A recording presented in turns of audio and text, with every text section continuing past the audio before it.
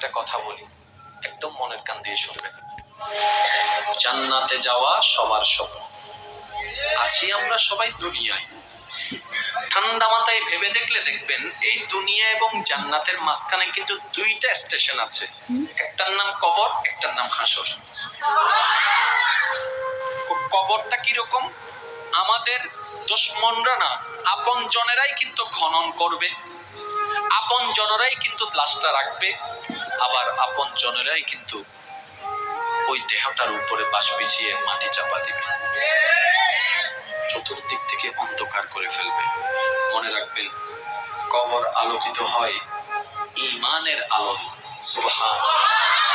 আর হাসর আলোকিত হবে আল্লাহর রহমতের সাথে আপনার আমলের আলোয়, সুবহানাল্লাহ।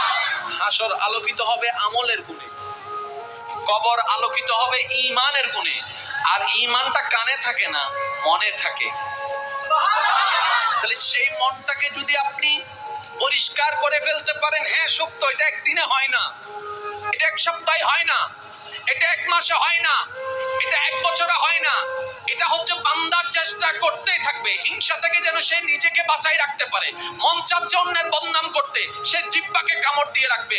দুনিয়া উল্টায় যাক, আমি বদনাম করব না, আমি বদনাম করব না, আমি বদনাম করব না। মন বলছে তাকে মেরে ফাটাই ফেল রাগের কারণে। আপনি বলবেন দুনিয়া উল্টায় যাক, আমি তার গায়ে হাত তুলবো না, আমি মাফ করে দিলাম, আমি মাফ করে দিলাম। কেউ একজন এসে বলল অমুক তোর নামে বদনাম করছে, যা যা বিশ্রী কথা বলছে, আপনি মুস্কি হেসে কথাটাকে রিসিভ করে বলবেন আলহামদুলিল্লাহ, আমি তাকে মাফ করে দিয়েছি। এভাবে যখন বান্দা চেষ্টা করতেই আছে, শয়তান আপনাকে হয়তো অন্তর ঘরে, না হয় বন্ধু বান্ধব দিয়ে কিছু কথা আপনাকে কানের মধ্যে পিন দিবে। যেমন কিছু কেউ আপনাকে এসে বলবে যে তুই কি ঠান্ডা হয়ে গেলি, তুই কি হার মেনে গেলি, তুই কি পরাজিত হয়ে গেলি, তুই মারতে পারিস মারুস না কেন, তুই বলতে পারিস বলস না কেন, তুই বাধা দিতে পারিস দেশ না কেন।